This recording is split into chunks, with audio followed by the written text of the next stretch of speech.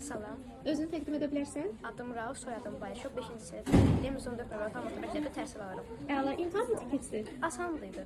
Hansı fənlərdən çətinlik çəkdin? Riyaziyyat biraz çətin idi, amma orada keçdim. Uğurlar. Çox sağ olun. Salam.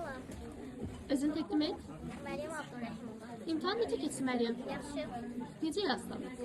Yaxşı yazdım. İngilis sınavı çəkdik, qalanlar asan idi. Əla, uğurlar sənə.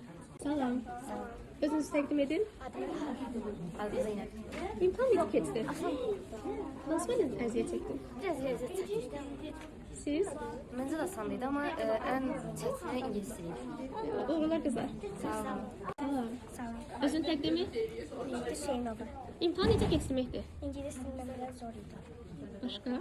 Azərbaycan dilini necə yazdın? Hamısı qəşəng idi. Uğurlar sənə Mehdi. Salam. Salam. Özünü təqdim et. Müsahibə Züleyxa. Züleyxa, imtahan necə keçdi? Yaxşı, gözəl idi. Hansı fənlərdən çətinlik çəkdin? Bir-iki suallarda da bu qədər də çox yox. Əla, uğurlar sənə. Salam. Özünü təqdim et. Mənim adım Rəhmandır. Züleyxa, necə keçdi imtahan? Yaxşı, biraz ingilis dilindən çətin idi. Azərbaycan dilini necə yazdın? Azərbaycan dili çox da çətin deyildi. Bəs riyaziyyat? Riyaziyyat asandı. Uğurlar sənə. Sağ olun.